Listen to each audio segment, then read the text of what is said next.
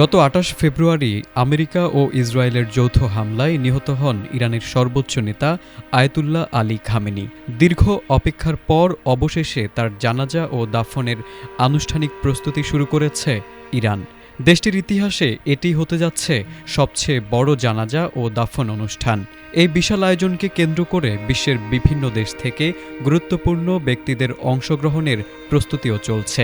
এরই অংশ হিসেবে ইরানের সর্বোচ্চ ধর্মীয় নেতার জানাজায় অংশ নিতে ঢাকা ছেড়েছেন বাংলাদেশের জাতীয় সংসদের স্পিকার হাফিজ উদ্দিন আহমেদ বীর বিক্রম।